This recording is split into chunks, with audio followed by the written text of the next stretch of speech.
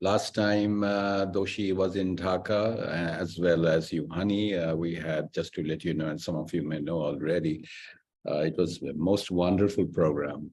And in the public talks, there were about 6,000 people. Wow. That's the biggest crowd for an architectural event in Dhaka. Yeah. When was that? Sorry? When was that? 2016. Fantastic. I think We estimated about 2,000 people, and we had snacks and tea for 2,000 people. So you can imagine our stress. 2,000 people arrived. I think we had to set up monitors outside the hall. I think Adele will remember the venue. That was the same place where we had the symposium, and that was also a capacity crowd, but this was too much of a, and so we had to set up monitors outside so people were just Wow, amazing. Right. Well, so if you'll allow me, we can get started. Okay. I hope the team is ready. We have a little video to start off with, but let me first welcome everyone this evening in Dhaka and all the various time zones from where the speakers and the audience are joining today. Really, very thankful for that. Today is June 24th, exactly 5 months since the passing away of Balkrishna Doshi. And I was reminded about this again by Kushnu here. We are gathered here to speak about Balkrishna Doshi. We are thankful to all the luminaries who have agreed to join and participate in this event. Among them are friends of Doshi, colleagues, co-thinkers, students, mentees. What holds all of us in common, perhaps, is how we were touched by Doshi, one way or another. To speak about Balkrishna Doshi is to speak about an oceanic river. I think that's an apt way to describe him. This may seem a little bit trite, perhaps, but it's my favorite trope whenever I encounter something or someone bigger than our ordinary selves. Doshi's life, his work, and his contributions to the culture of architecture is no less than oceanic. From a drought, if you agree, in architecture in post-independence India, Doshi's work has surged through a kind of parched landscape, inundating it, overflowing it, absorbing from it, and sedimenting it. And not once, quite a few times. And not only within the boundary of India, but like rivers crossing boundaries. Like an oceanic river inspiring, there have been encounters, dialogues, and perhaps some bifurcations, nonetheless, which brings us together tonight. I'm Qazi Khalid Ashraf at Bengal Institute for Architecture, Landscape, and Settlement in Dhaka. My relationship with Doshi goes back to 1984 when I just graduated from architecture school here and was traveling to India. And of course, Ahmedabad was a destination and to meet Doshi, which I was very lucky to do. And since then, he had been a mentor, teacher, friend, and how can I say this, a co-dialogist, if something like that is there. I have written about him many times, about him and his work. I've interviewed him quite a few times for print and video. I have visited him and met him in forums, and he has invited me to a few forums. I've exhibited his work, especially the one in New York, which I recall again now in fondness, and his visit to Philadelphia in 1997. My last conversation with him was on September 18, 2022. He called me, I missed the call, then I called him back. He would do that a couple of times a year. The record is still on my phone. And you'd call me, the first thing you would ask me when I'm coming to Ahmedabad. and I didn't manage since 2016. But in that conversation, we talked about two things. Number one, his desire to return to Dhaka, and Kushnu, you don't know about him, and conduct a long conversation or even a small studio on a boat on a river. And that was a unique idea while flowing on a river. I thought he fell in love with the rivers in Bangladesh. So it would be like, on Saramago's stone raft, disoriented and not touching the ground. I think we can still do it in honor of Doshi. Perhaps some of you can join. We'll do a little conversation on Doshi from a boat on a river in Dhaka. And second, I suggested to him that I'll come to Ahmedabad and with him walk the streets and visit his favorite sites and places. And we will talk. Of course, it will be mostly Doshi talking, but we'll have a camera following him and recording it. Of course, it did not happen. I asked him, but how can you do that? I hear that you're not traveling any place anymore. He gave his sort of little short, mischievous smile and said that I said that to other people. So I don't know if he really wanted to visit or not, but I think, that was the last thing I had discussed with him. So I will begin with a short video from his 2016 visit to Dhaka and the talk. Nusrat, if you can turn on the video, please.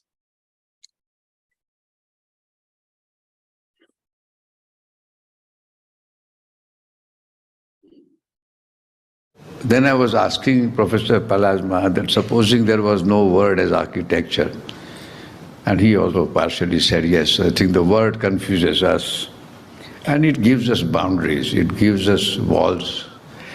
It tells us that this is the only way. I think we don't talk about it when we talk about music, we don't talk about festivals, when we go to the literary circles, or we don't talk about our food also, or our behavior. We look at everything as one whole, one entity. For us, the entire environment is one. Building happens to be an enclosure which is static, but it is an extension of our body. And that extension is something which we talk about. So when I began to think about this a few days ago, I was wondering, what is this statue? What am I? What am I doing? So I wrote a little piece, and that piece was my childhood. And I was remembering something, and so I thought maybe it is something which is flowing, constantly changing, evolving. And I wrote it saying that learning and growing is like flowing river. It starts with a drop of water. Gradually, it becomes a spring. And over distance and journeys, it absorbs, participates, becomes part of many rivulets, then becomes a river, goes through the landscape, goes through the culture. And it doesn't say who he or she the river is. River is a river. Ganga and Brahmaputra, they are here and you can witness them around and you see how they merge with landscape. But then, when they start reaching toward the ocean, they begin to ask question, what is my nature? Because I have absorbed every culture, every time, every place. I have absorbed civilizations, I have absorbed humanity's dance and music. But where am I going? So those many flavors which are there, those create an imprint in the river. And though it flows independently, it doesn't lose its feelings and its pursuits. The river remains river itself. It has an identity. And I think that is what our life is about. What is our identity? Who are we? And why do we have to look at others and say, this is what me or not? I don't think that happens when we are in a family or friends or other places. So what we do is learn to absorb, but we deep within us, we hold our inner calling.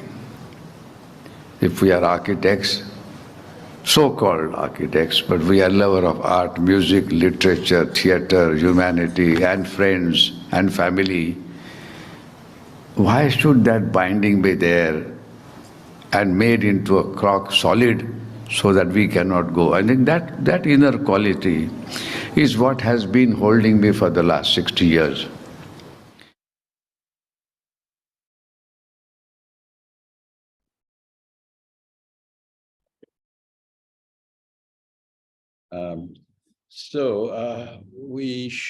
We can move to the discussion and the first session of our program today. I would like to invite Professor Juhani Pallasmaa to share his thoughts tonight. And I'm going to give a very brief introduction to each one of you because, I believe, we are in a very conversational and informal setting today. But of course, I have to say, Professor Pallasmaa is one of the most renowned architect, educator, and critic from Finland. He's a leading international figure in contemporary architecture. His works have been found in many countries in Europe and in the US, many awards. But most of all, what I would like to think about that he has alerted us through his writings to the substance of architecture, which from buildings and to the world beyond takes us and brings us back to the body. Professor Pallasmaa. Thank you. Historically, architecture mediated the human relation with the world and cosmos. In the wise words of Maurice Merleau-Ponty, quote, "We come to see not the work of art, but the world according to it," unquote. In our current age of materialism, shallow rationality, and commercialized aesthetics, the cultural perspective in architecture has collapsed. Today, buildings only express the mundane purposes, the publicity interests of the clients, and the internal ambitions of the architectural practices. At the same time, the mental world of the architect has shrunk from a wide understanding of the cosmos, the world, culture, and human life, arts, and their search for harmony, to narrow professionalist practices aided by computers. One of the architects who represented the true traditions of architecture was Balkrishna Doshi. In addition to being a planner, architect, designer, artist, and teacher, he was a visionary thinker who understood the scope and layeredness of culture, our continued desire to experience higher purposes, as well as the spiritual dimensions of human existence. In addition to being a superb architect, Doshi was a philosopher, visionary, and trusted man of the society. He was one of the true statesmen of our craft, who was respected far beyond his own country. He aimed to improve the life of the nameless dwellers of the urban environments which he designed. His wisdom, arising from Indian traditions of thought, was perfected by his unique experience of working with two of the greatest visionaries of architecture in the modern era, Le Corbusier and Louis Kahn, both of whom fused millennia of cultural evolution and knowledge. Regardless of his exceptional background and position as an architect, Doshi conversed with students and colleagues with a sense of impressive presence and sense of equality. I feel privileged to be able to think of him as a personal friend. I will never forget how Doshi unexpectedly appeared at the railway station of Ahmedabad as my wife and I were leaving by train, the night train to the desert cities of Western India. And he brought a large box of nuts that I had liked at a memorable meal in the Doshi house the previous evening. The train was several hours late, and we ended sleeping on the concrete floor of the station, but Doshi's nuts kept us in high spirits. The high point of my life as a teacher of architecture was the opportunity to teach a few days with Doshi at the Bengali Institute. There was no preconceived program or agenda, as it was a spontaneous conversation about life, culture, art, and architecture surrounded by students. That, I feel, was real teaching, echoing the teaching of the Greek philosophers in the Garden of Academia in Athens over 2,000 years earlier.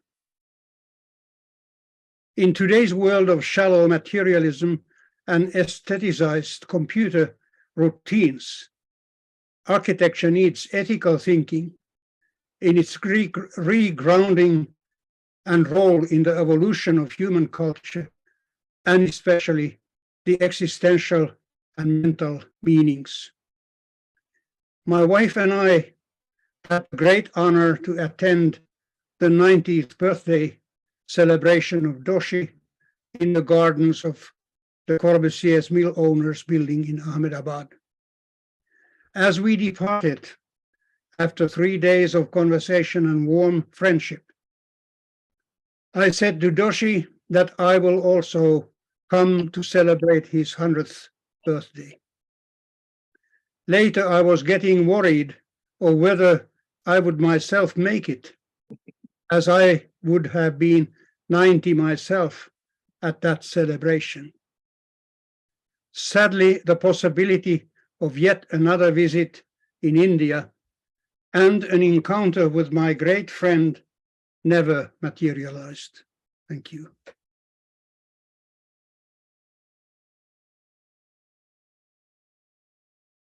Thank you. Thank you, Professor Palasma. May I now invite Saiful Haq.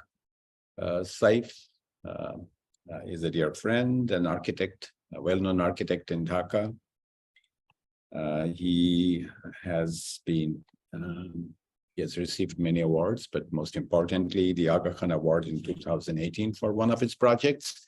But the most important thing that I can talk about is how Saif and I, in a way, became close to Doshi from this side of the subcontinent. And on many occasions, were able to invite him to Dhaka and then visited India. So there was a sort of a special, I would say, understanding amongst the three of us, Doshi, Saif, and I, about where we are, where would we want to be, and how we consider architecture in this part of the world and perhaps beyond. Saif. Thank you, Kasi. Thank you again for taking this initiative on behalf of Bengal Institute to convene this gathering. But it's a little bit of an emotional situation for me to talk about Doshi, especially this the short span of time that has just passed of his leaving us. When within a span of an individual's lifetime, one gets to know many people, besides one's family. Among all the people one gets to know, few make an impact that lasts one's lifetime. For me, architect Balkrishna Doshi is one such person. I'm greatly privileged in knowing and becoming a friend of architect Balkrishna Doshi, whom I have always fondly referred to as Doshi or Doshiji. As you mentioned, it is now exactly 5 months since Doshi has left us, and we are here gathered, remembering a great friend. And he was not only a great friend, a great architect who has touched our lives and surely having a profound influence on us. I consider knowing Doshi in my journey in the realm of architecture as a great gift to me. And there is a bit of history, as you mentioned, our times with Doshi, attached with it, and I'd like to share with you all that history. During the late 1970s and early 80s, while studying architecture, me and few of my friends were drawn towards a task of exploring the legacy of architecture developments of the region, that is South Asia. The colonial experience had created a disconnection of architectural past, and it became imperative to establish a connection with the past. At the same time, it was needed to be aware of the post-colonial beginnings. In Bangladesh, we had to connect with the ancient as well as the works of contemporary, most importantly, Muslim Islam and Louis Kahn. Extending out of Bangladesh, India, of course, would be the next place for us to explore. And Ahmedabad was an obvious destination. 41 years ago, in 1981 or 82, we landed up in CEPT, the school Doshi founded in Ahmedabad, and got the opportunity of catching a glimpse of Doshi, who facilitated our stay and the tour. Though we did not get a chance of conversing with him, his works elaborated the introduction that we had. More importantly, we were greatly touched by the generous hospitality that was extended to us. We were all students of, I think, second year or third year. And in a land where we were traveling for the first time. And I just cannot forget that time, that moment. Palasma just mentioned about the railway station. From the railway station, we traveled to the CEPT on our own. And once we were in CEPT, we were so much well taken care of by this great architect who was a young man at that time, in 1981, 82. And he made sure his fellows who had come all the way from Dhaka, these few young people, should not have any problem during their stay. He arranged for us to stay in the students' hostel. He assigned a senior student to take us around the city. So for us, that was a very, it was a lovely introduction to Ahmedabad, to Doshi, and architecture. But we had to wait quite some time to have that conversation with Doshi. So in 1985, we were offered with such an opportunity when the Aga Khan Award for Architecture was arranging a symposium in Dhaka, a regional symposium, and most of the important architects were invited, and that also included Doshi. Unfortunately, we did not have the opportunity of having Doshi at Dhaka in 1985 because he met with an accident just before the travel in one of his site visits, and he was unable to travel to Dhaka. So for us, it was a big disappointment.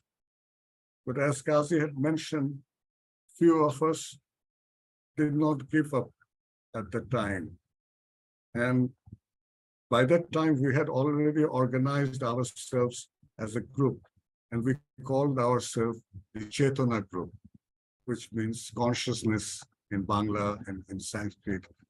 So on behalf of the group, Qazi traveled to Ahmedabad, as he was mentioning, and he extended this invitation from the group, a personal invitation to Doshi for traveling to Dhaka, asking him and telling him that there was a big following, there was a big enthusiasm in receiving him in Dhaka. Doshi had accepted that invitation. But after that, we needed to further follow up the invitation because I don't know, whenever we get an invitation from somewhere, we'd like to make sure that where it is coming from, who are the people who are inviting us. When you're even in the South Asian context, even you're sharing the same border. So I think Doshi probably wanted to further know about this invitation. So myself and a colleague, a friend of mine, also from the same group, we traveled to Delhi first, same year when Qazi had earlier been to Ahmedabad. And we met Doshi in Delhi, and that was the first encounter, where we had a conversation, and Doshi was curious to know about us, about what we were doing. Of course, Doshi was familiar with Dhaka. He was familiar because Khan's work was in Dhaka. But he wanted to know about us, about our group. Muslim Islam, he was aware, he was familiar. So he invited us to come to Ahmedabad and talk further about the program of his coming to Dhaka. So we traveled to Ahmedabad. Again, we were his guests. And we spent a good amount of time with Doshi. And this conversation we had in his lawn, in his house in Ahmedabad, this beautiful lawn. So three of us were engaged in this conversation, telling him about things in Bangladesh and our eagerness, our enthusiasm of having him come to Dhaka. So all this convinced Doshi that no, he can travel to Dhaka on our invitation, and he confirmed that he will be traveling in the coming year. That was 1987. So that was a time when there was no internet. We had to communicate by regular postal services, or these telegrams. I'm sure you all are familiar with this telegrams, and this famous telegram Louis Kahn received from the government of Pakistan, asking him about the commission, informing about the commission to design the parliament. So telegrams, letters, all this went on, and the visa formalities. Finally, in March 1987, Doshi, with his youngest daughter, Manisha, Anantaraje and his wife, Amita, and Satish Grover and his wife, Razia Grover, who was editing the Architecture Design magazine, they all traveled to Dhaka. And what a moment, what a time for architects in Bangladesh, for all of us who had been able to bring this, this master from India, from Ahmedabad, to come to Dhaka. And especially his meeting with Mazhar Islam was something that was a historic thing. I mean, they were aware of each other, but they probably never had a chance to discuss, talk. And these two great architects of the South Asia, they had this opportunity of meeting together. And it was a wonderful trip. There was a 2-day symposium that we had organized. There were visits to architectural places. And as Kazi had mentioned, there was a river cruise.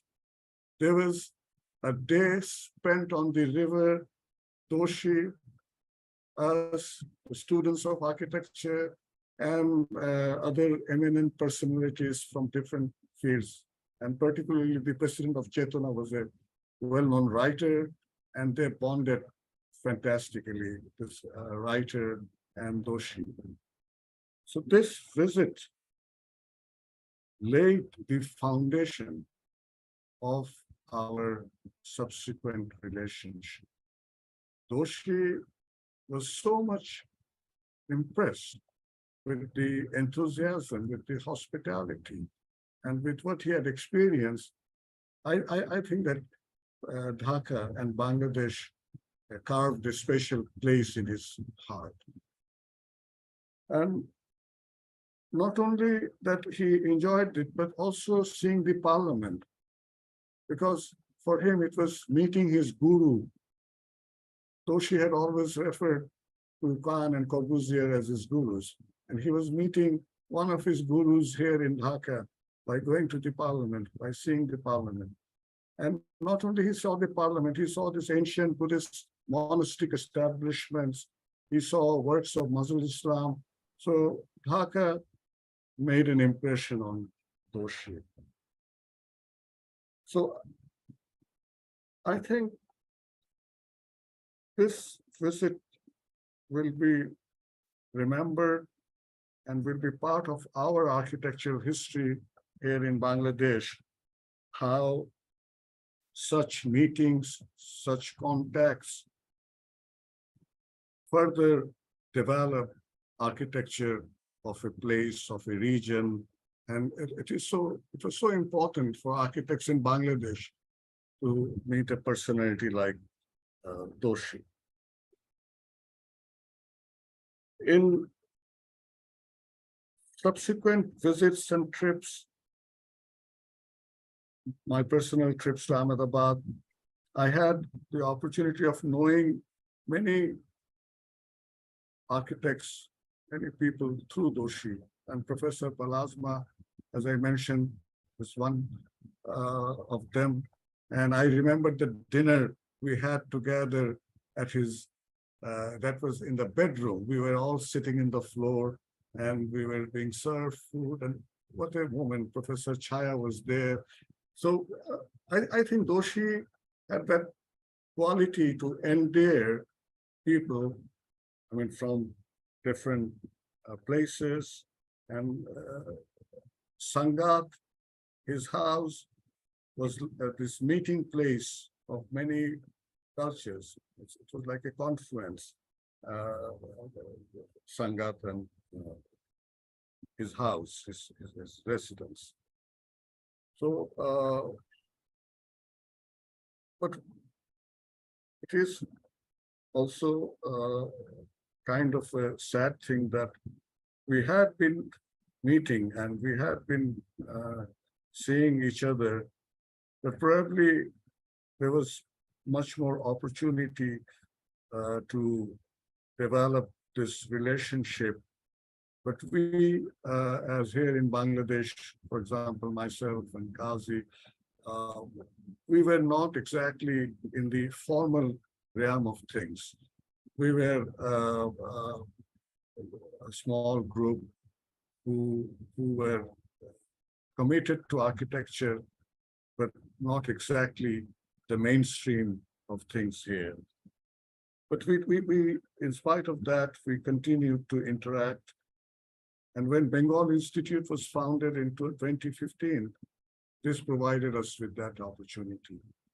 And within a year, we founded the Institute in 2015, and 2016, we had this symposium, second Bengal architecture symposium in 2016 when we finally could invite Doshi again to Dhaka, and of course Professor Palasma at the same time. And what a moment!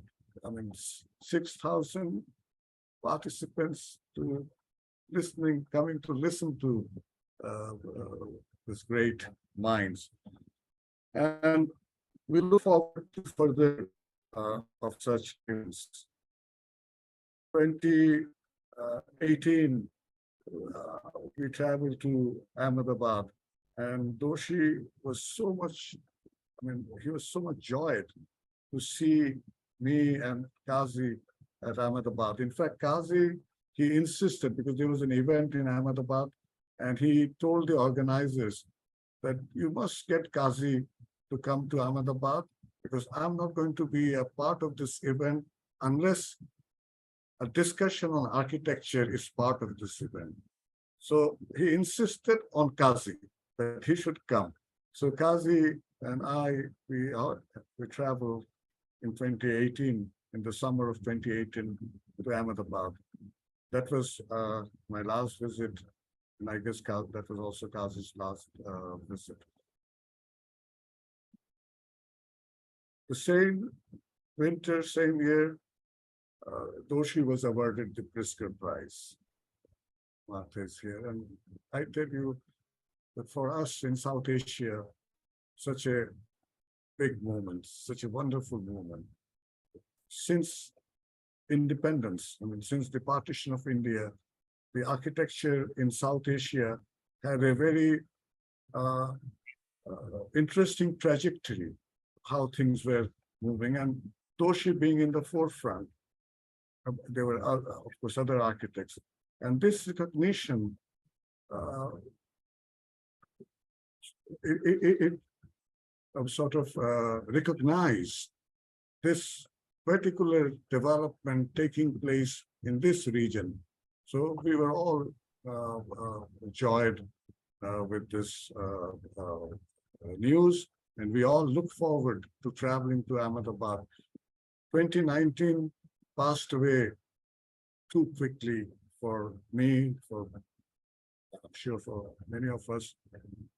And 2020, the pandemic changed everything. Travels, I mean, something impossible to think about. And somehow, I mean, time is like this, how it just passes by.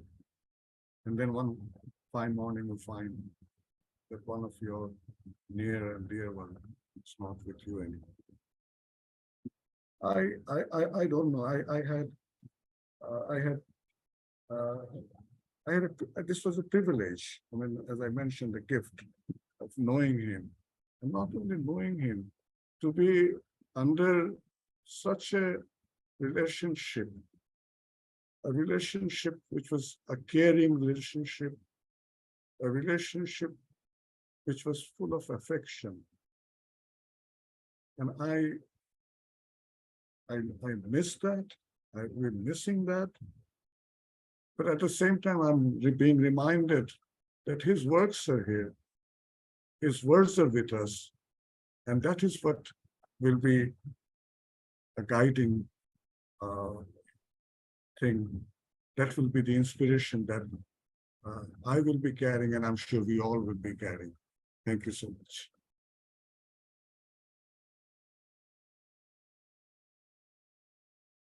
Thank you, Saif.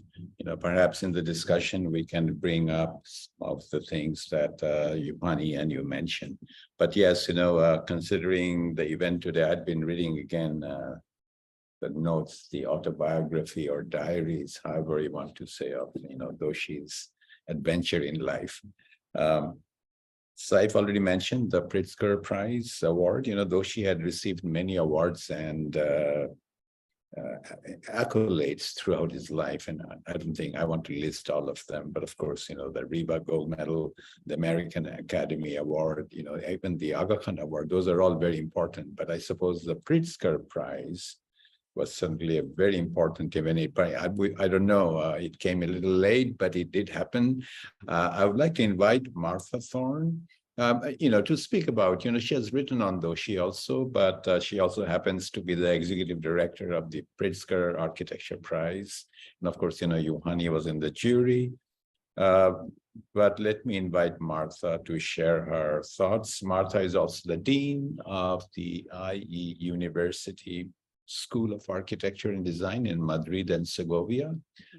She teaches, she organizes juries and lectures internationally.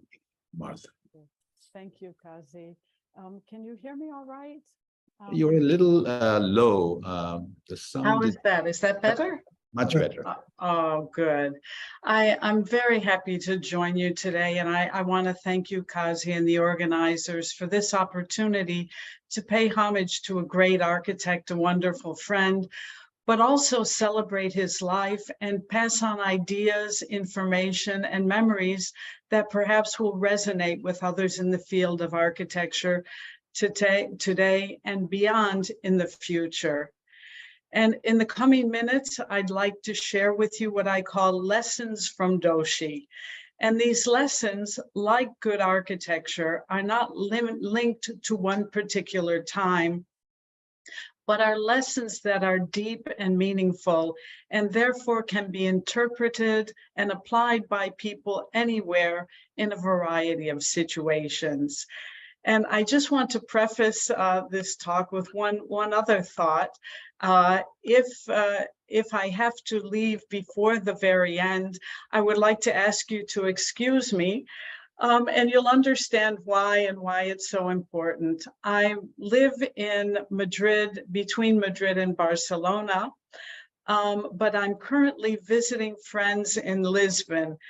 And we have a reservation to take a boat ride on the river this afternoon, later this afternoon here in Lisbon. And I didn't know about the idea of Doshi and the river, but when I have heard it now 2 or 3 times, I'm thinking, well, maybe the stars have aligned, and this boat tour this afternoon that I'll take on the river Douro here and the Bay of Lisbon is somehow the stars lining up, and a homage to Doshi in a very special way. So let me in the next few minutes just tell you a little bit about what I think are some of the lessons I've learned from Doshi, and I hope that they're meaningful for the audience. And I understand that there are people listening from all over the world, which is a great celebration in and of itself. Well, one of the first lessons is about time. I had joined the Pritzker organization as executive director back in the end of 2005. And I have stepped down, Kazi, I stepped down and I'm no longer associated with the organization directly, but just in my heart and fondness.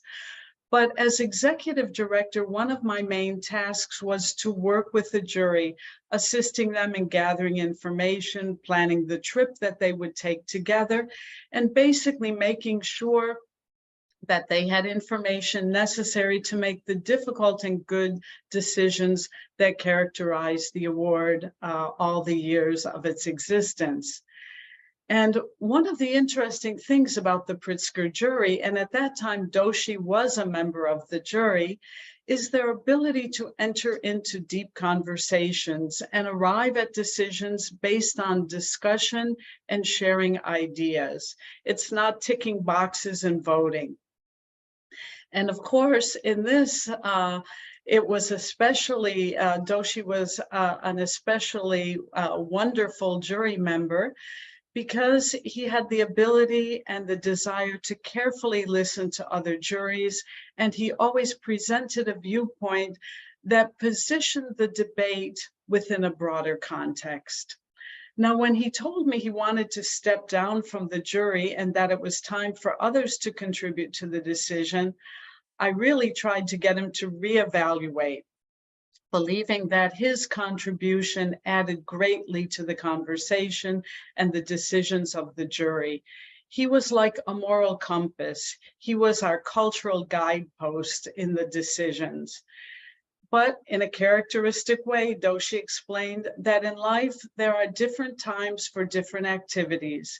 And as much as he enjoyed the camaraderie of the jury and respected the prize, he had other things he needed to do, and the jury needed other voices and other viewpoints and other age representations. So one of the first lessons I learned from B.V. Doshi was about the ebb and flow of life, of accepting change and even rejoicing with it, and in leaving space for new ideas, new voices, and new people. Now, in preparing for today's webinar, and it's so wonderful to hear the variety of opinions and memories and ideas, but I did go back to rereading the text I wrote for the exhibition that opened at Vitra in 2019. And this exhibition will open in Madrid this year in October, which will be a wonderful continuance of the exhibition and celebration of the legacy and teachings of Doshi. And in that text, I said it was important to remember that Balkrishna Doshi himself did not follow a standard path of architectural education. He did attend classes at the Sir J.J. School of Architecture in Mumbai, and he later moved to London, continued his education, taking classes in the evening. But he often commented that his education really occurred when he walked into the office of Le Corbusier. So this is the unstandard way of doing things. Now, how did Doshi teach? Well, his first teaching was undertaken at Washington University in St. Louis, the United States, after having received a Graham Foundation Fellowship in 1958 to travel.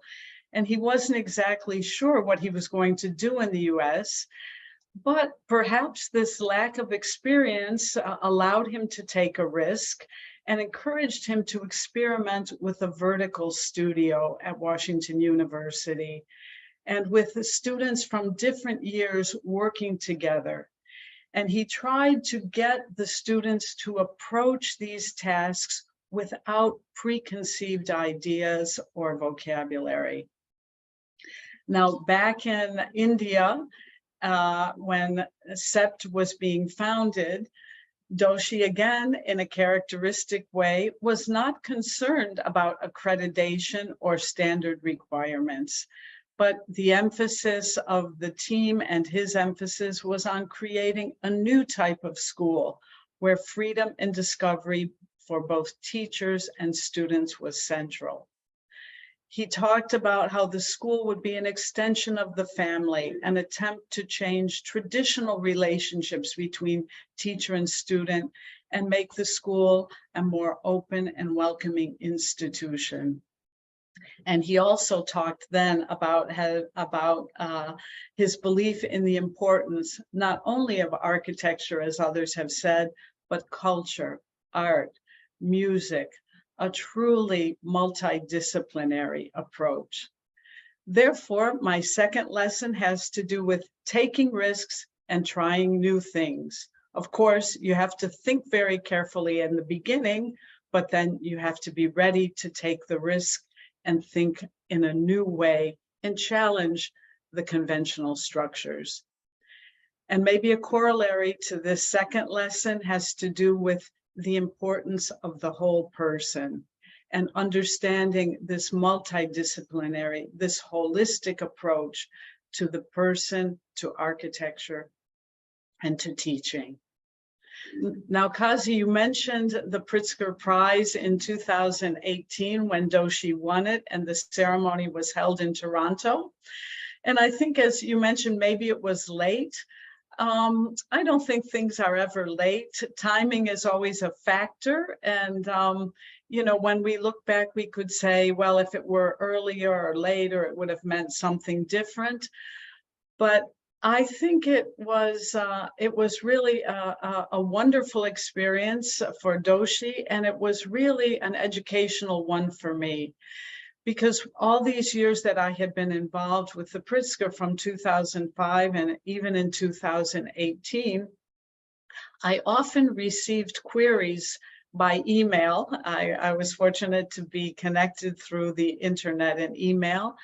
And many people would write to me about getting an invitation to the ceremony.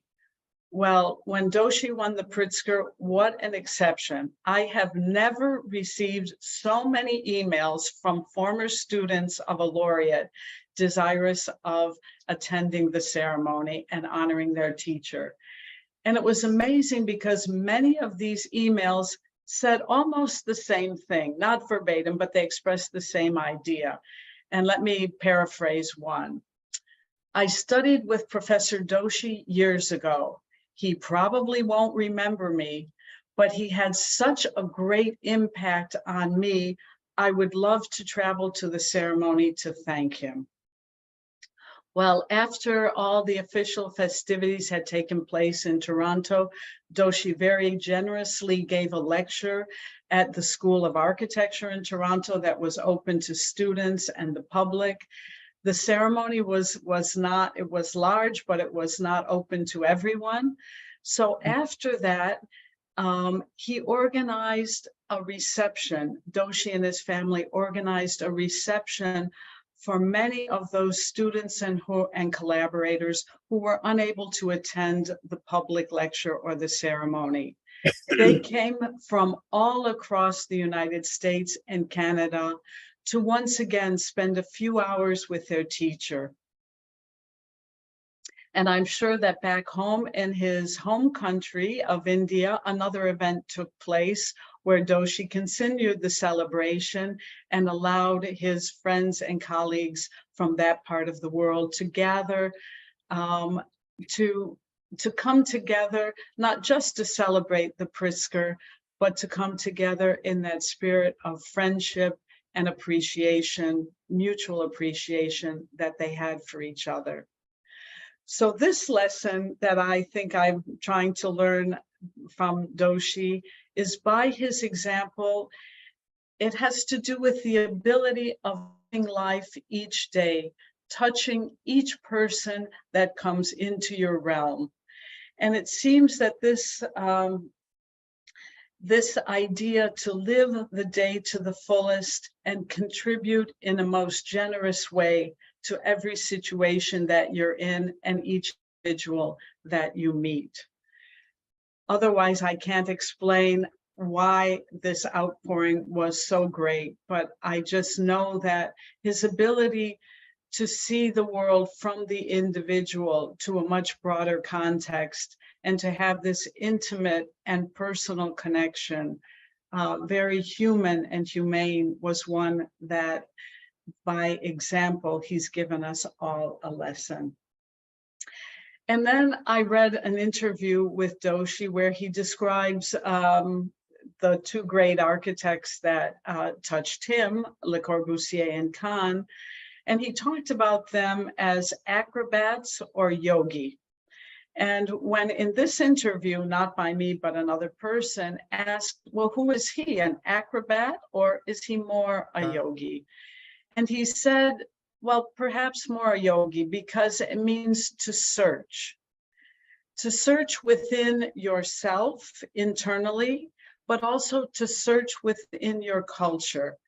What is outside of you? What has contributed to you on the outside? And he said that this had guided his search for sources of architecture for Indian contexts. And this, I think, is a wonderful lesson, is to look internally, but also look externally and absorb what we have, what's given to us, so that we can give back in the future. And then finally, I found some notes I had written down about Doshi. And I think it was because we had, over the years, we had had brief conversations, probably not as deep as and long as the ones that Yuhani or Saif or Akazi or others may talk about. But his words were so powerful. And commentaries, he would say, trust yourself, always remain fresh. Look at everything and analyze Why are the things the way they are? All buildings have something to say, and you need to walk through them, listen to them, smell them, see them, feel them. Be yourself when you design. Understand context and belong to some place and have something to say for a long time. And I'm sure Doshi is going to be speaking to all of us, and I hope to the audience, for a very, very long time. Thank you. Thank you, Martha. You'll make it easier for us to move from Pritzker to pedagogy, which will form, I think, I'm not sure, the bigger part of session 2, as well as our next speaker. But I was thinking about being an acrobat or in yogi, and I think Doshi was a yogi who doesn't forget that he can be an acrobat at times. And he did. He was an acrobat at times. And perhaps we can talk about that a little bit in the discussion. But thank you, Martha. So, I mentioned Doshi's life journey in the book that I just showed you, Paths Uncharted. Again, the experiences are oceanic. Some of us were younger. I don't know, we have that in a different time, 1950s, 60s, 70s. And his contributions as well are oceanic. I don't have to remind anyone here about that. But one part in that area is education, and making SET in Ahmedabad one of the finest architecture and design schools in India. So which brings me to invite Nandan Balsabar, a former student of the school, a former student of Doshi, to share his thoughts. Nandan is an architect, environmentalist, writer. He's the founder of Arts Human Settlements Research Collaborative. What makes his work striking and interesting is his interdisciplinary practice in climate change, agriculture, education, and if I'm not wrong in saying rivers. Nandan.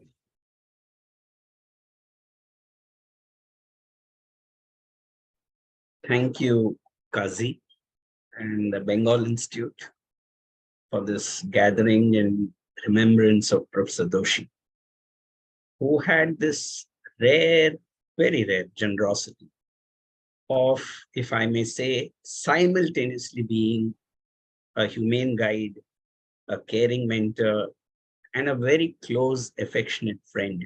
These are various kind of manifestations that he could embody simultaneously, and which in, I think, many cases graciously extended to the affection that we received from his family, which had a very close bond. And Tushnu is here. My respects to Gamuben, whom I hope to meet maybe next week or very soon, Rajiv and the others. So it's really a certain various levels that we can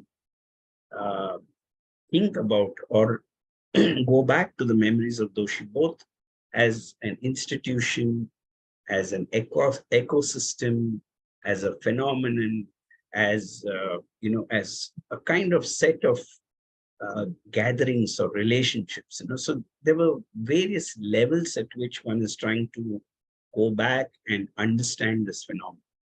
Having said that, the first time that I probably fleetingly, I won't say met, but was in the presence of Professor Doshi was in the early 70s when he visited Goa, because the school in which I studied was established by an architect and his wife, who were the architect who was probably the first employee of Professor Doshi. And it just kind of, and who recently passed away at the age of 96, 97, Sarto Armida. But I think it just kind of began to connect a very strange ecosystem which one had not envisaged. And from there, what happened was, in the 80s, I landed in as a young student at CEPT, again, subconsciously, not even aware of what's happening. And then on the insistence of Professor Varki, who had invited me also to be a visiting faculty at CEP and with Doshi. I joined as a young intern first in Sangath and then later joined as a project architect at Sangath. And these were times in the 80s when this whole notion of modernism was being re-questioned.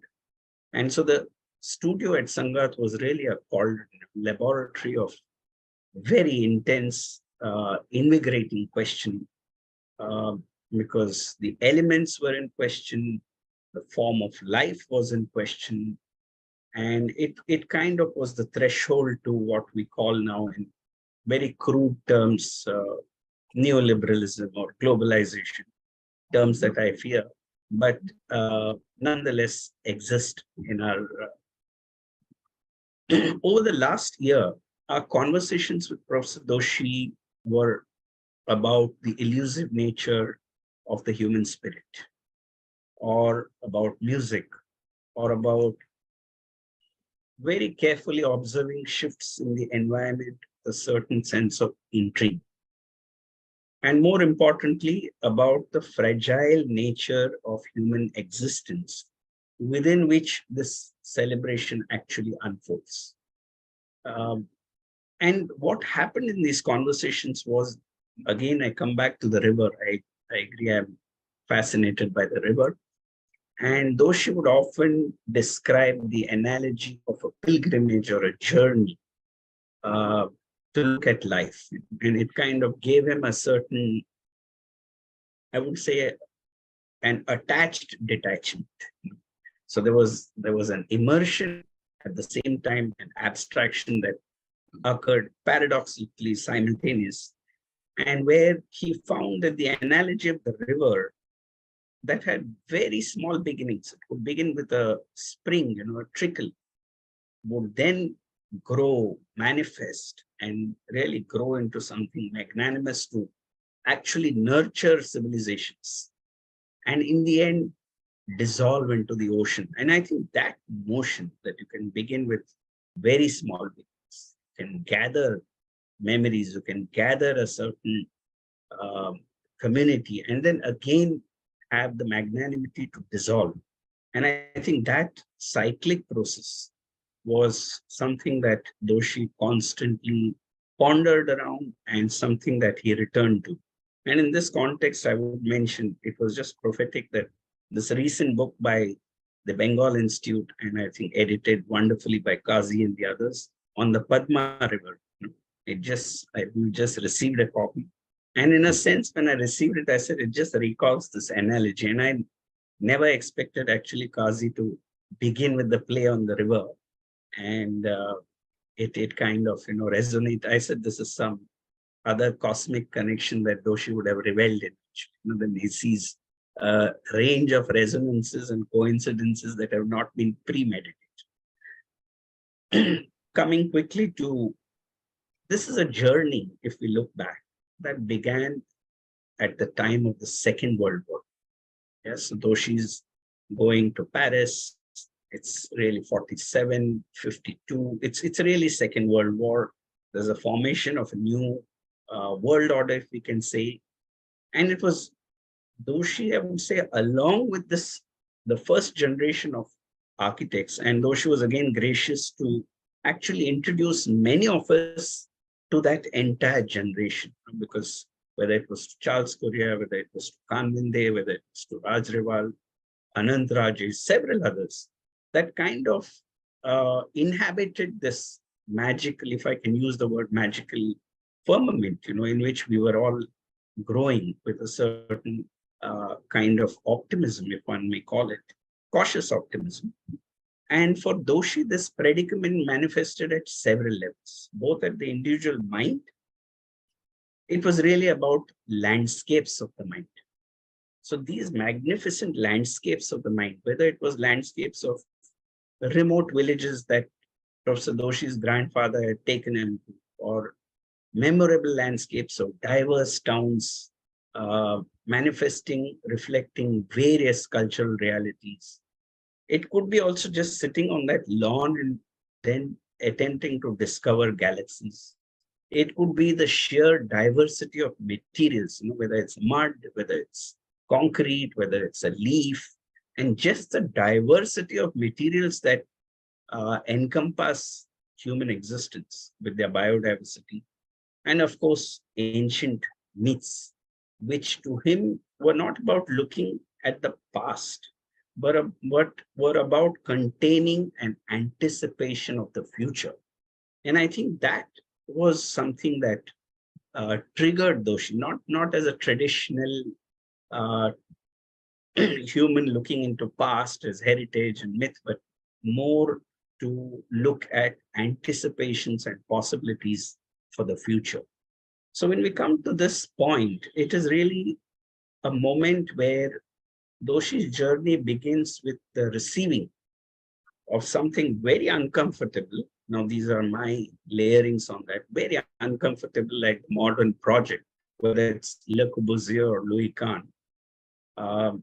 And yet attempting or affirming to himself to remain deeply rooted in his own context, in his own landscape of the mind, even as he remained completely open to receiving the lessons of Corbusier and Kahn. And I think that's something which one would like to revisit again at some point in time. And these ecosystems that Doshi embodied, I would say, nurtured institutions, whether it's Sangat dug into the ground like a cave, like a gufa that he called it. So it was dug into the ground. Whether it was a school of architecture that he saw as a laboratory and had the courage to say it's a campus without doors, or whether it is educational institutions like the Indian Institute of Management, where instead of privileging efficiency, Professor Doshi saw porosity. He saw the vagaries of nature kind of inhabiting the space. When they got rain in the corridor. And these were intuitive choices, though conscious, intuitive choices, which I think, in a sense, characterize this search, this prolific, profound legacy. And of course, Doshi enjoyed gatherings like this, whether virtual or real, he enjoyed these kind of gatherings. It really, he would often call me almost every week, and I think twice or thrice a week, and instigate me to invite Saif or Kazi or the Bengal Institute. And he was absolutely happy when we began, during the pandemic, we began this online dialogue. We were not sure, whether online dialogue, and everyone was going online. And we were Doshi was deeply grateful that it got inaugurated by Professor Ioannis Palasma, who's here with us. And then we had several dialogues with Saif and Chaya and many others.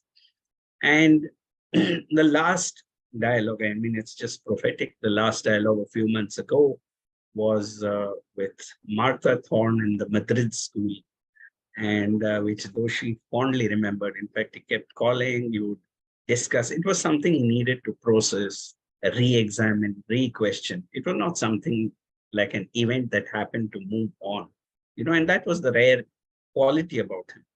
And so I see this as a rare coincidence that Kazi invites, a certain resonance that reflects the last 2 years of what Doshi himself absolutely enjoyed and revealed. Coming to that, I think it's coming to the idea of the legacy. I'll close with this. The retrospective and architecture of the people, which I think very sensitively Kushnu has curated. And Doshi would often speak to me about it as something he was profoundly joyous about, because it allowed him to reflect on his own work as a third person and yet be there. And those were situations that he enjoyed, where he's there and not there. And so that actually contains, as I see, the seeds of a very profound, prolific legacy that we can all return to kind of understand how it can manifest in terms of Doshi's engagement with affordable housing, whether you have aranya, educational institutions, cities, dwellings. So in Doshi's own celebratory spirit, I would think that this is a moment to revisit that prolific legacy that is contained in the archives, projects, writings, and drawings. And I do hope sometime in the near future, Kazi, your idea or initiative of the boat happens and we can all meet in real. And I look forward to that. Thank you again, Kazi, for this gathering. Thank you. That was wonderful, Nandan. Perhaps we can get a big boat, travel from Dhaka to perhaps Mumbai and all the way to Finland via Delft, and perhaps even cross the Atlantic and get to Cambridge. That would be something. So thank you, all of you. Perhaps we have few minutes and something we may have missed in the discussion or something additional we want to say. I just want to point out a couple of things. Perhaps you have noticed the title of our program, Suppose We Don't Talk About Architecture, which comes from Doshi's talk in Dhaka. And Yuhani, if you recall, I had, in my naive way, asked both of you, how would you train a student in architecture? First year, what would you do? That was, Doshi thought a little bit, and then he said, suppose we don't talk about architecture. And Yuhani responded in a similar way, if I recall, that first year we will not even talk about buildings and architecture. We'll read books, I think, Yuhani, that's what you mentioned. On that note, I recently wrote an essay for a book that's, I think, coming out on the Institute of Management in Bangalore, published and edited by Randhir Singh, who may be listening here. Randhir, if you're there, hello. And the first thing that I noted, and Doshi himself speaking to students on campus at the Institute when the building was done, and he asked, can you see IIM Bangalore as a building? Because it vanishes here. The wall is here a little bit and the pillar is there a little bit. And I don't want to, one can look at it part of a sort of a new tectonic assembly where buildings vanish, or perhaps Doshi's keen interest in penetrating the containment of architecture into new realms of really understanding architecture again. I don't know, Yuhani, if you have anything to say about this. Let us not talk about architecture. Yes, well, I cannot recall a single time that Doshi would have spoken with me about single buildings, about aesthetics, for instance. It was always a larger context, always socially, culturally, historically grounded situation that he brought up, not buildings as we tend to present them in journals and also in architecture schools. That has also been my attitude in teaching. I have usually spoken about something else than architecture as a manifestation. I have spoken about the things that architecture does manifest, and I think Doshi thought the same way. And as I said in my little piece in the beginning, architecture, in my view, and its education has become misguided by paying attention to individual realizations rather than principles that are hiding behind everything we seriously do. I was very harmed, I would say, always with my conversations with Doshi, exactly because I felt that the real things, the essential things, the real human values were considered rather than their materialization in singular buildings. I believe that architectural education needs to go back to these big historical principles, cultural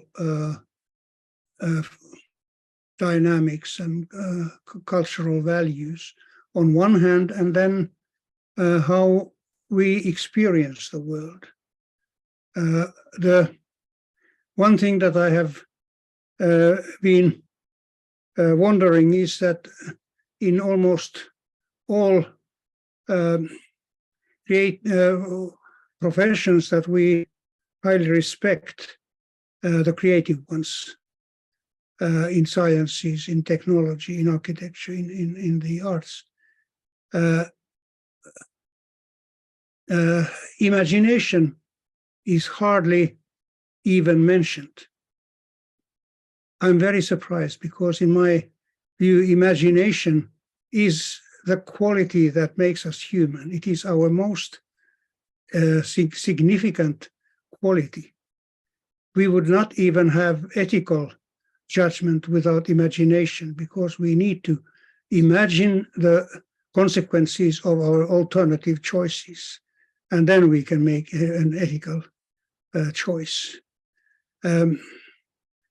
With Doshi, I recall having discussed almost always the ethical ground of architecture, the ethical ground of culture, the ethical ground of human behavior.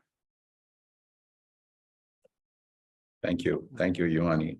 I just want to mention one thing more before we hand over to the second session. And Martha, you listed 3 topics as lessons. Perhaps we can add quite a bit actually to that, and that could be another session, lessons from Doshi. But perhaps one thing that I feel like mentioning is, playfulness and admitting contrariness. With Doshi, whenever there's a conversation, now that I'm thinking about it, I never hesitated with someone of that stature. You're in our context, you're a bit reverent. But with Doshi, no, I would encourage myself to bring up contrary things, and let's see how Doshi reacts. So in 1997, he came over to Philadelphia when we did that exhibition, Architecture of Independence. And again, there was a rousing crowd who came to overflow crowd at the University of Pennsylvania. And we invited Doshi to our home for dinner. And some of the conversation got to Disneyland. And you mentioned ethical ground and imagination, but I mentioned that, I'll never go to Disneyland, and I just mentioned that, and Doshi was surprised, why, Kazi? I'll take you there. So, you're right. He meant, I really was asking me to loosen up, perhaps. And then in 92 and 93, I don't remember the exact year, the year before, and the construction for the Gufa was about to be completed, and I was assigned to do an interview with Doshi. And he took me to the Gufa. We sat on the ground, and there were workers working around I think it was just the night before the inauguration. And workers were going around, and Doshi and I sat with the tape recorder, but the recording machine. Then he brought in a tape recorder and he said, let's hear some music. And he played Ravel's Bolero to the workers. So I think let's also take into consideration there's a mischievous side to Professor Balkrishna Doshi, which we loved. Thank you. So with that, thank you, Juhani. Thank you, Saif. Thank you, Martha. Thank you, Nandan.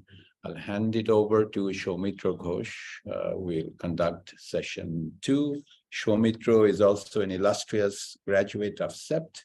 He's a well-known architect from Bangalore, and with Nisha, Matthew Ghosh, and Shomitra himself, they have a fantastic body of work, which are well recognized in India and abroad, published.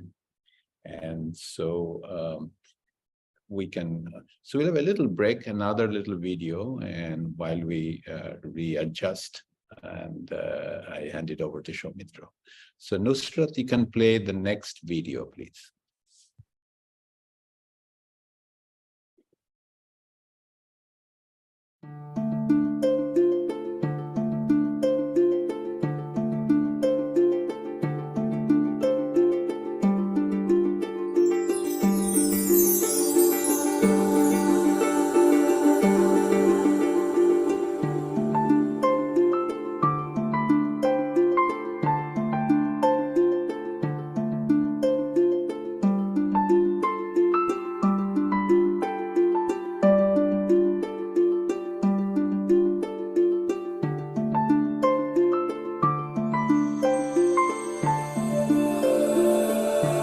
We never notice light.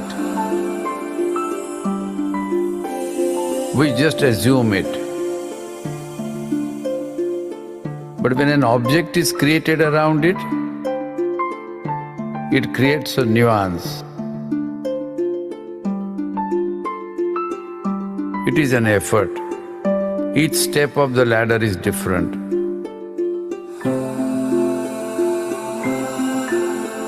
But with each step, you gain a new perspective.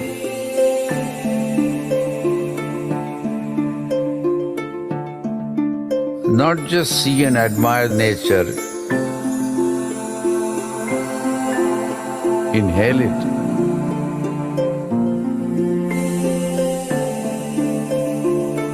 Experience comes first, form much later. Create a bond, a sense of belonging, not just with the physical form, but with eyes, with sound, with senses, and then the landscape will begin to appear.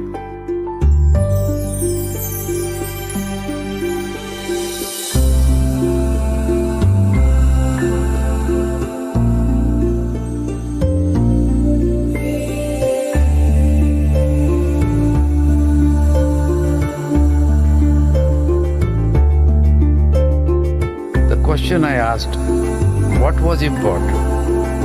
Was it the form of the building or the content, the space? Look around. Every object around us, the nature itself, lights, sky, water, stone, everything is in a symphony. And this symphony is what architecture is all about. My work is the story of my life, continuously evolving, changing and searching. Searching to take away the word architecture and look only at life. I have been on this search for many decades.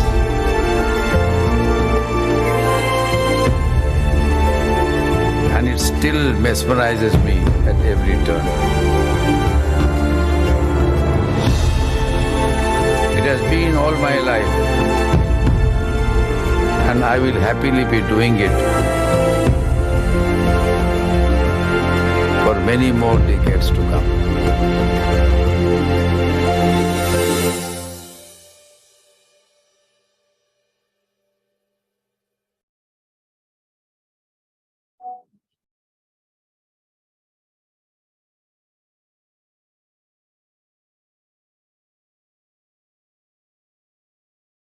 Thank you, Kazi.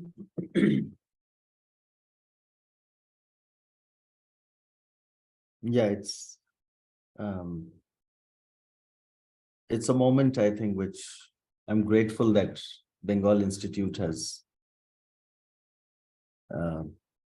has brought people from all across the borders together on a platform, because that's what Doshi was.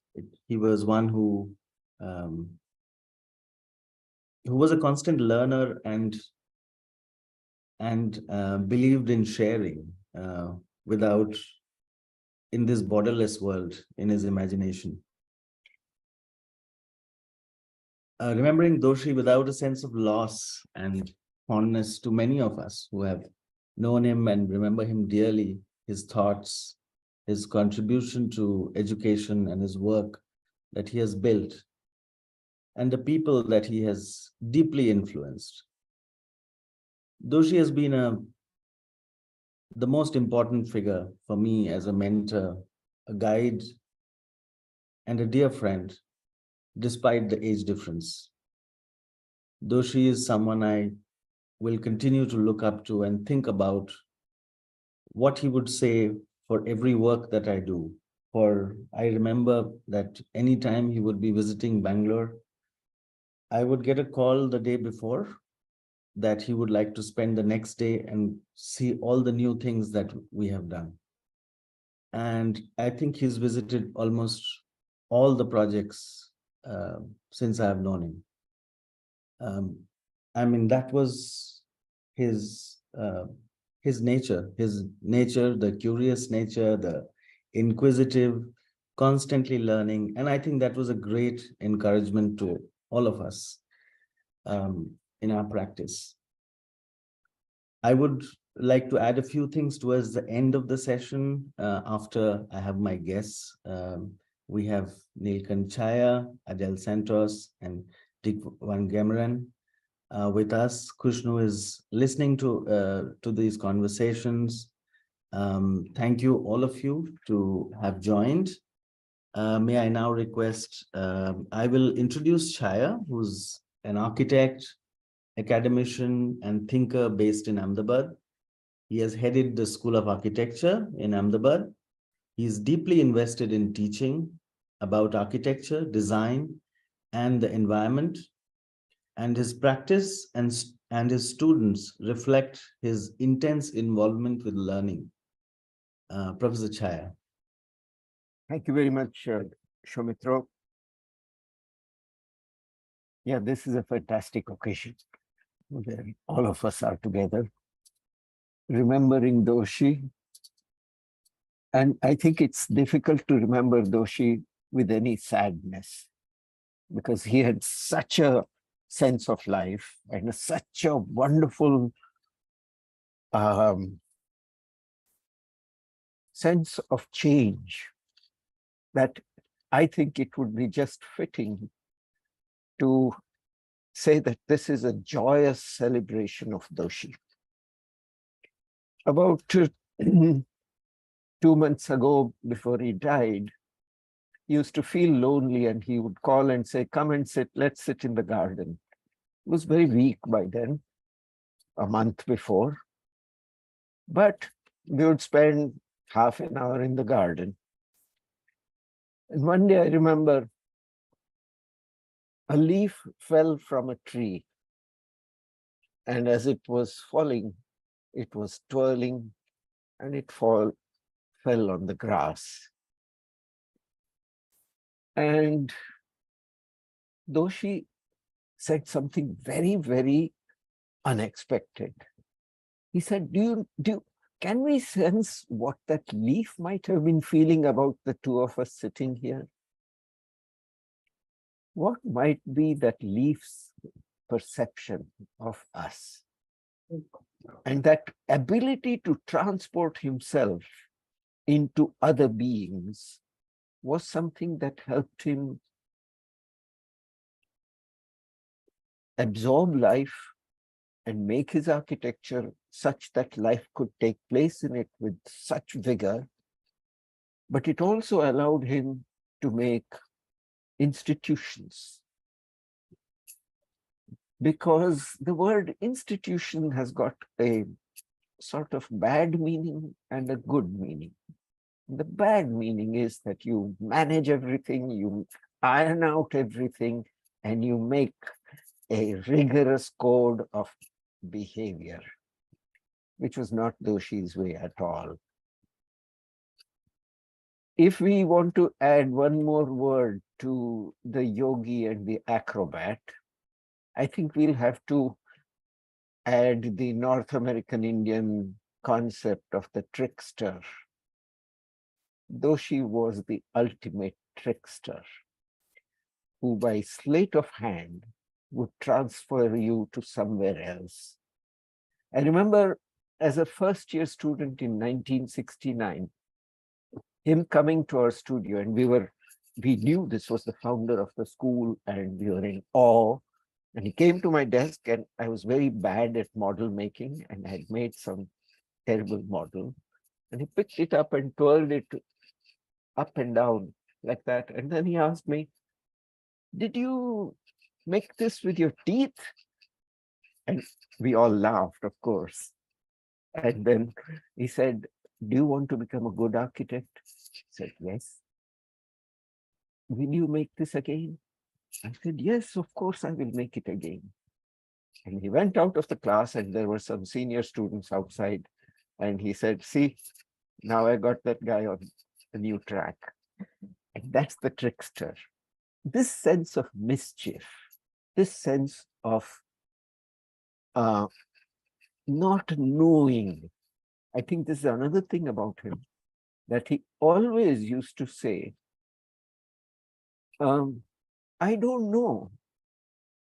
I don't know." And from him to hear somebody say, a man of his stature saying, "I really don't know." And genuinely he would say that.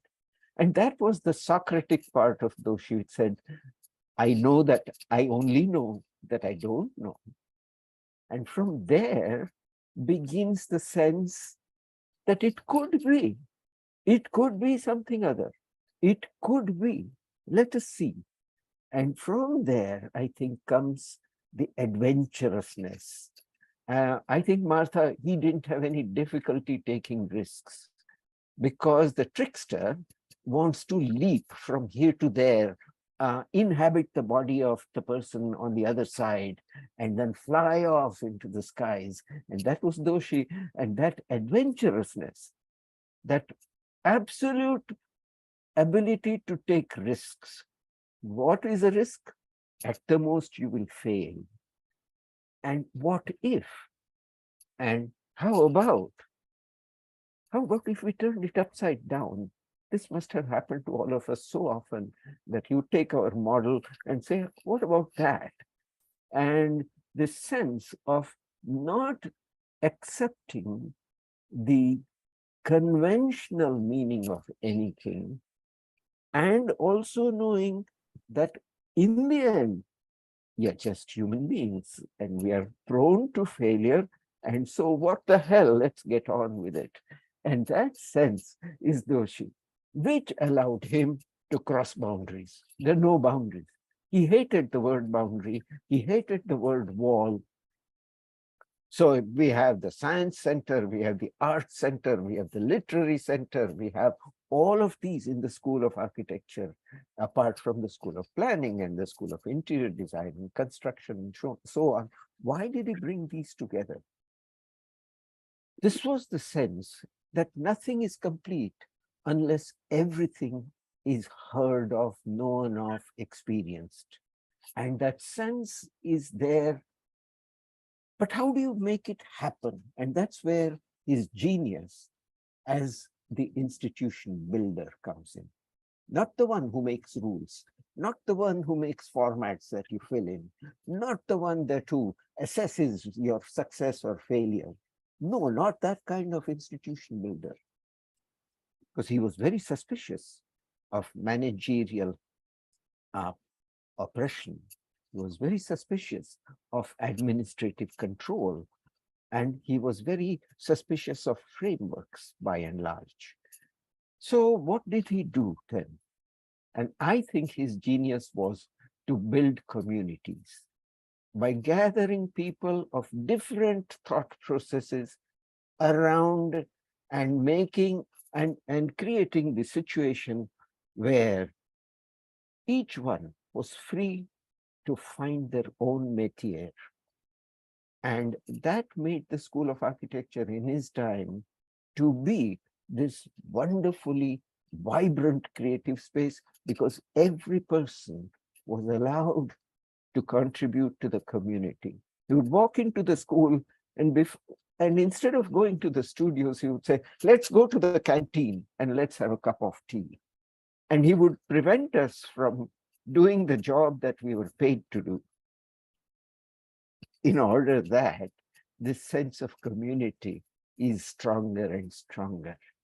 And the ethic of the community, the ethic of people who work together and who discuss things, who make choices, as Palasma said, the ethical choices, that ethos translates into a general flavor rather than a set of rules.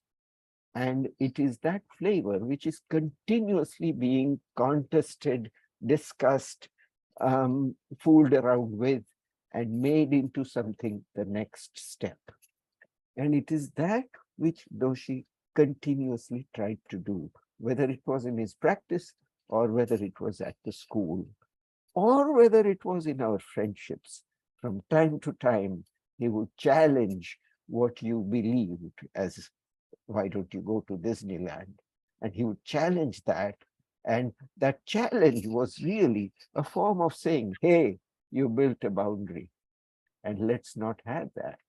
And let's start discussing what is the ethic of our working together. And in that sense, this Socratic discussion that is happening now in the marketplace of internet between us is also the place where so many, maybe hundreds of minds are processing this, and they will have their own ideas. And I think Doshi's main contribution is to be that stimulus that made things move in uncertain, unforeseen, unforeseeable ways. And I think for that, I will remember him forever as that wonderful guy who came and broke my houses of cards from time to time. And that he suggested that maybe you shouldn't only work with cards, but you should also work inside your mind, your imagination, and not talk only about the building. Thank you. Thank you, Chaya. And yeah, I remember when Doshi and you were taking studio together, and an incredible moment actually of, and as you talk about his idea of institution and, about the idea of openness, and I think that has been such a significant part of Doshi's work, which is actually community and people. And perhaps that's where we are. That's who we are. Across borders, we've been deeply influenced. I think even Martha talked about, and Yohani spoke about it. And of course, one can sense it from Saif's conversation, that so much was touched on. Yeah. And I think that's incredible for a human being.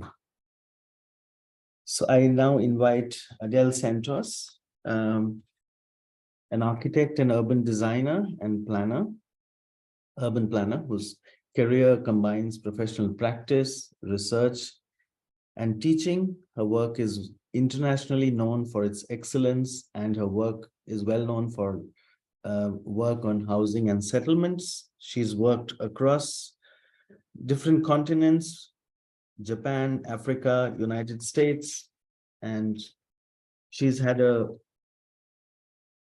significant academic career, which includes professorships at Harvard, Rice, UPenn, University of California, San Diego, and she's been the Dean of Architecture and Planning at MIT. Welcome, Adele.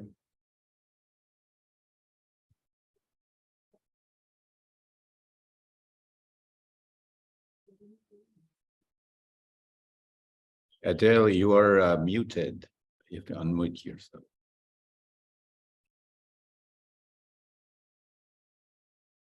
Am I unmuted now? Yes, perfect. Oh, now. great. Right, let me start again. Well, no, thank you for introducing the concept of trickster. I thought that was very useful. And also words like playful and institution builder. And my relationship with Doshi goes way back to the time that I was a graduate of Harvard and got the Wheelwright Traveling Fellowship. And I was studying mass housing across the world. And of course, I landed up, you know, in his life briefly. And he was, of course, like everybody said, the most welcoming, generous. He had a party of, you know, highbrow people. I was just included. He was so thrilled to take me to see his office later, you know, and it was the beginning of a friendship. He always had that big smile. He loved to laugh.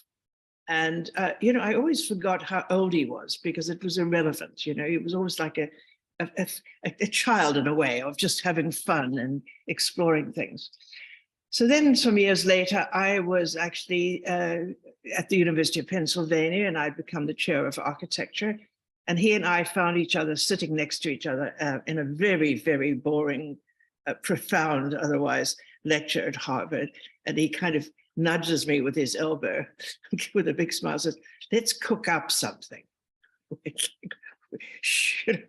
Okay. So afterwards, we went and sat on a bench, and cooking up again was one of his kind of experimental ideas. So he said, well, why don't we do a housing workshop between SEPT and the University of Pennsylvania? And I said, oh, wow, what a fabulous idea. And guess what? A few months later, it started actually, because it took the two main leaders of these two institutions at the time to say, okay. And I took a team of students, graduate students, who, unfortunately, some of them had never traveled the world, so were a little fearful. And he organized the students to stay at hostels. And he and I had a kind of a housing program, a place that they could actually visit and look at and learn. And John Lang, who was Indian born, but actually on the faculty at UPenn, he headed out first just to get them comfortable, if you will, culturally speaking. And they arrived, and Doshi did something amazing. He sent for his tailor. I said, what?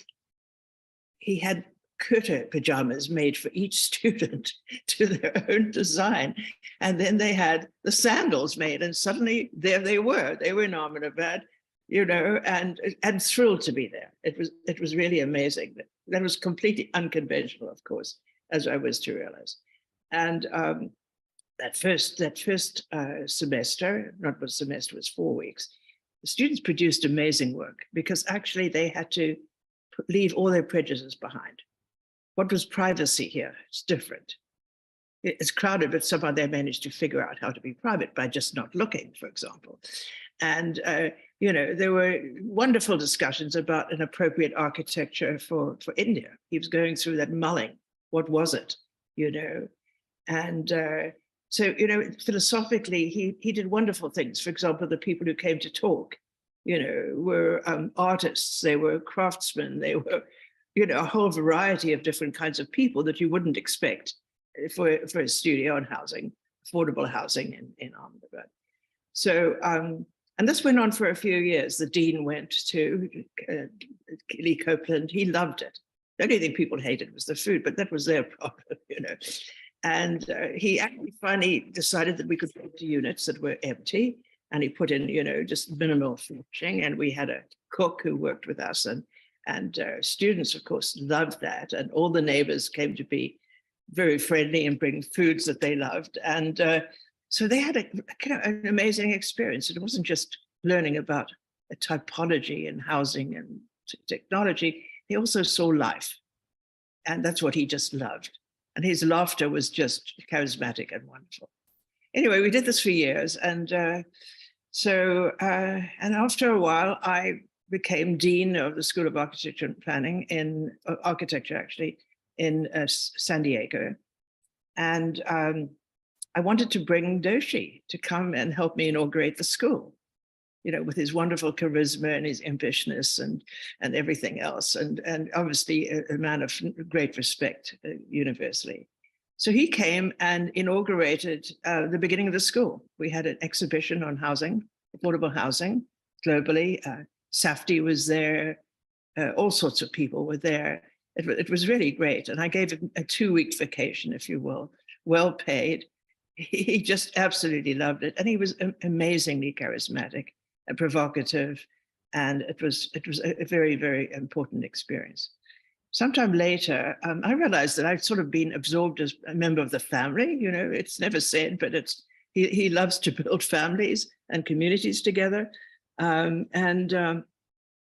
He invited me to his award for, what was it? It was a prize. He was given tenure at McGill, and I went too as a member of his family. And we had a perfectly wonderful time, of course, and all sorts of Indian friends there who coalesced. And then later, you know, I went through to UPenn, where I became the dean. And then he got the Pritzker, and damned if he didn't invite me to be part of his party there too. You know, have a family together. It was amazing. But I think what was wonderful was the idea of him building communities, very important, actually. And then some years later, after the Pritzker, we went through this awful period of not being able to communicate because of the pandemic. And I had to teach a course on housing design. I thought, oh my God, what you need to do is have people who will agree to spend half an hour each week with the students and talk about their work. And the first one, of course, was going to be Balkrishna Doshi. He was so excited to be able to come and teach. He said, oh, Adele, I've been missing my students. It's been so boring, and et cetera, et cetera. And when you're teaching online, as some of you no doubt have done, with great dismay, you never know how many people are tuning in. You know, is it 4? Is it 6? Is it 10? Is it 15? Is it 20? Well, when he was speaking, half the school was registered. I mean, it was amazing. There were close to 100 people on that. And in the midst of this talk, he said to me, Adele, when you're building housing, what's the most important thing to you? And I said, it's actually building community. That's how I think of the work I'm doing in housing. And he said, me too. It was so amazing, honestly. And he meant it. And then, you know, time goes on. I mean, I had no idea how old he was. I mean, some of us may remember discussing the lack of gray hairs with him as one of the kind of joking sessions. He didn't have a single gray hair until he was, I suppose, in his 80s. And he obviously didn't dye it. He was such a kind of a wonderfully natural person, just not evasive about anything, frankly. And so when he died, I couldn't believe it, actually, that he was in his 90s, because I'd never regarded him as an old man ever, you know. And I went to his exhibition in Boston that had been organized. It was quite wonderful. And Kushnu was going to come too. And at the last minute, she said, he's really quite ill, Adele, and I'm not going to be there. Could you be there and represent the family? I was like, whoa, whoa. So of course I went, and I talked for about half an hour about all his virtues and the wonderful things he represented, and the evidence of all of this was in the show, which Kushnu did beautifully as usual. And they filmed me talking. And I regaled him in the audience then with a story about the students at MIT tuning in to listen to him. And, you know, I was saying things that would make him laugh if he was hearing it, because he loved to laugh. And gosh, he filmed me. And he was shown this actually in his bed. And he said to Kushner, who can verify this, I'd like to Zoom with her. And so she and I talked on the phone about setting up a Zoom. And unfortunately, it never happened. I was actually so sad at his loss. And his memory is just alive in my head. And that photograph you have actually is an introduction to this get together. Just reminds me of how mirthful he could be, how much he could enjoy life, and how much he absolutely had to give everybody. So thank you. Thank you, Adele, for the beautiful memories that you shared, which are so personal and so believable, thinking about Doshi and his relationship with people, and how openly he accepted serendipity and considered it to be a blessing, and it became a blessing for everyone around him. That's right. This was amazing. Thank you for sharing these. Thank you. May I now invite Dick to present. I'll introduce him. Dick Van Gramen is a professor of housing design at the Faculty of Architecture and Built Environment, TU Delft. He's the founding editor of the book series Dash. He's currently developing the Global Housing Study Center. And he is a practicing architect and a partner in Makino Architecten.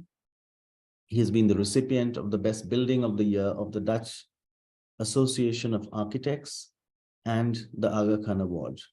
Welcome, Dick. Thank you, Sumitro, and of course, thank you, Kazi and the Bengal Institute for organizing this homage to Balkrishna Doshi. I'm honored to be part of that. I think that I have, let's say, less of a personal history with Doshi. However, I had the great opportunity to talk to him several times. The first time was when I went to Ahmedabad, also a first time, to be at the final review of one of the Habitat design studios that he organized in Sangat, in his own studio. I think one of the many examples of his generosity towards students, towards all, towards professionals. And Chaya, you were there. That was also the first time I met you.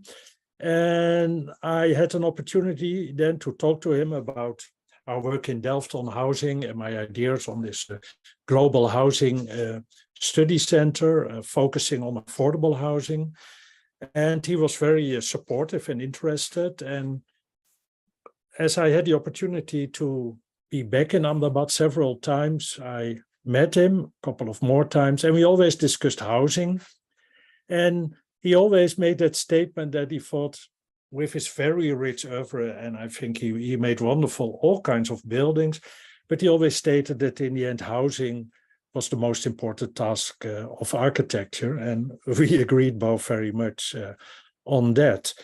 And our initiative to develop this study center on affordable housing led a few years ago to the idea to make an open online course on affordable housing, focusing on the global south. And obviously, we thought Balkrishna Doshi had to play a role in that. And I want now to share with you, and I hope the techniques will work, a very short 3-minute video as an introduction to that course.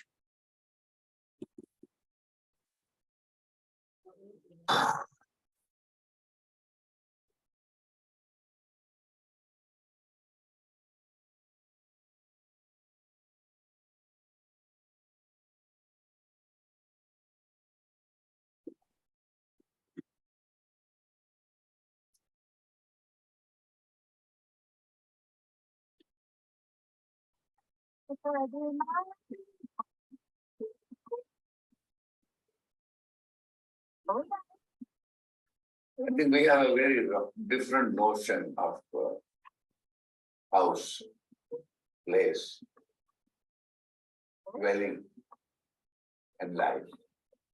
As an architect, we talk about space. as an object. But space is living. It's an extension of the body. It's an extension of our activities. It becomes an extension of our participation. And then that object becomes a dwelling. And slowly it begins to transform itself through additions. Then we dwell there for a long time. And then it becomes a street and a house and a cluster and a town. So even if you go today to the city of Ahmedabad, you will see that people are using all kinds of available spaces. It is the way space is used. The space is being accommodated and action happens. So when I had to do housing, I always looked at it as a living entity, modifiable, changeable, extendable.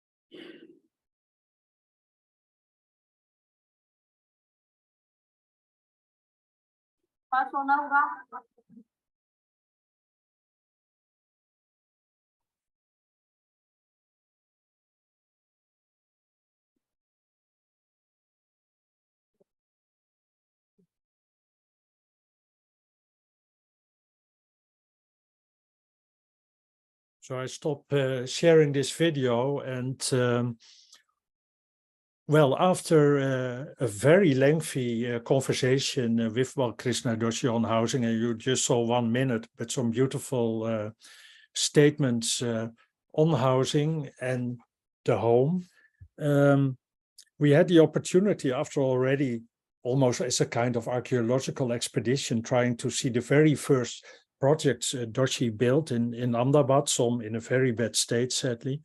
We went to Aranya, and that was the second part of this video. And although we are not talking about architecture, I still want to say a few things about this project, because for me, this was an important discovery, the project. Of course, it's well known from many publications, but we visited it after this conversation that we filmed with Balkrishna Doshi. And we did it, in fact, the week before the pandemic hit the world. So after, it was in the beginning of 2020. And after that, traveling stopped. But fortunately, we were so happy that we had this material for our course.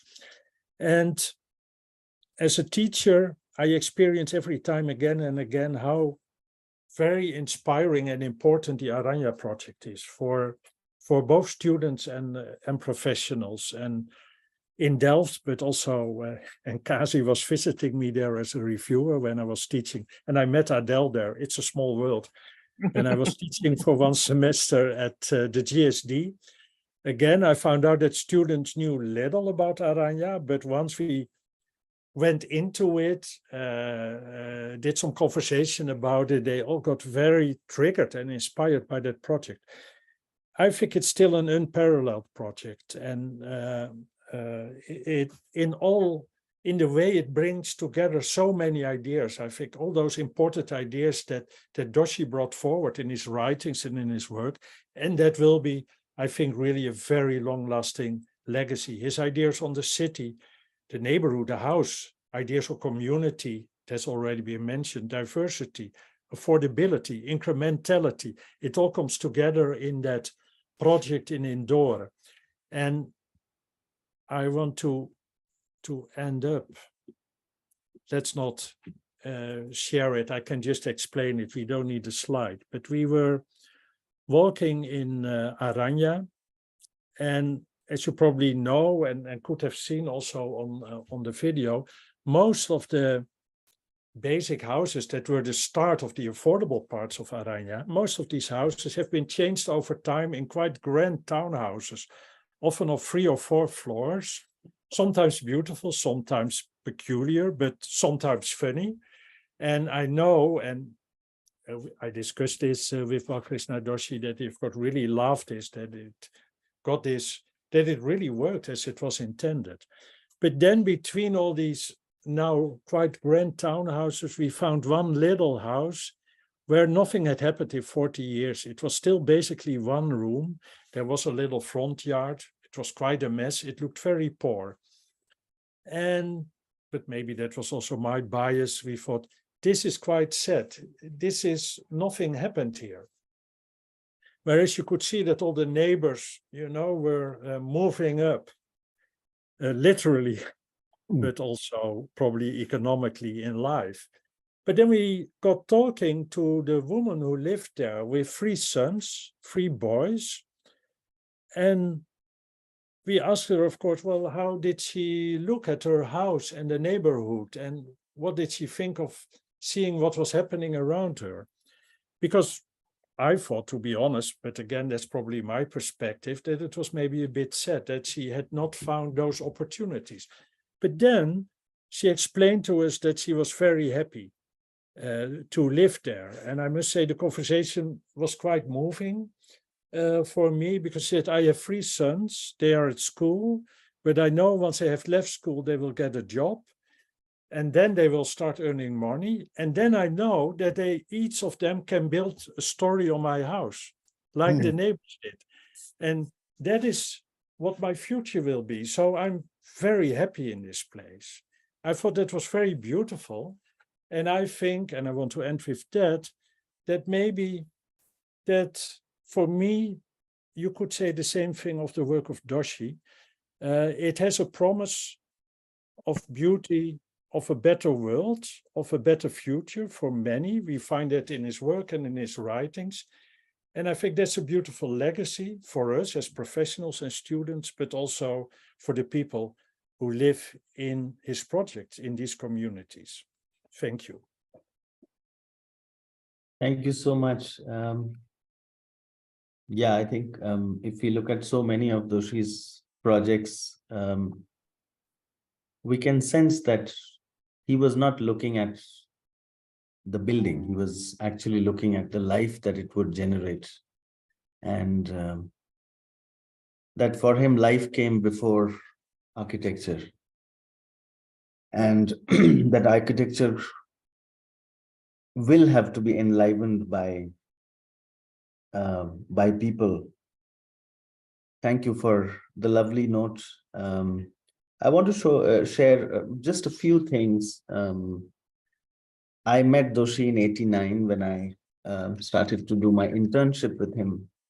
And of course, just like all of us, welcomed with open arms. And I was actually designated to assist for the folding of hundreds and thousands of blueprints for the IIM Bangalore. And this lasted about 3 to 4 weeks.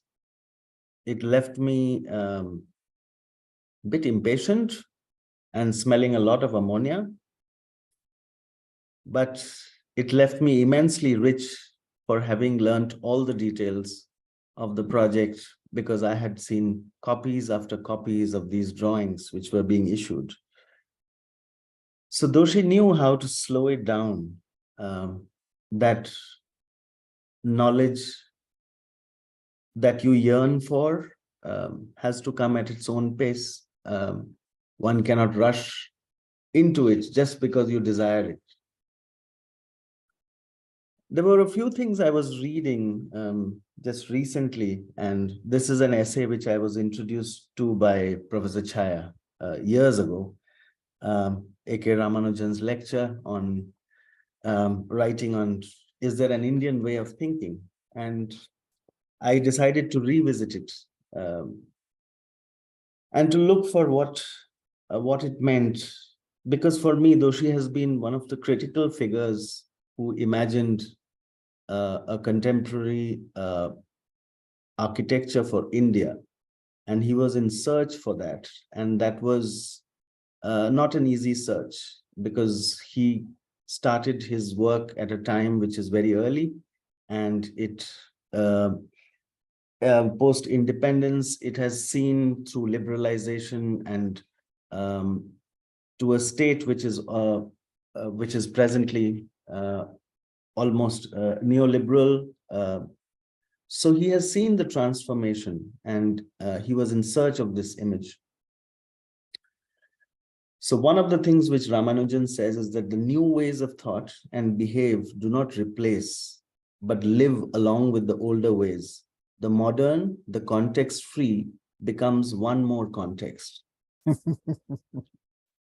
Yes. So that was, I mean, I still have to, because Doshi is, despite his simplicity and his fantastic access to communication and connecting with people, I think there are so many layers, but I think the beauty of it is that he would keep it so simple. And I think that's what brought him, made him accessible to a lay person, to an architect, to an artist, an uneducated person. For him, all were alike. So that's a wonderful quality to have. So yeah, it was wonderful to get the insights from Adele and Chaya and Dick.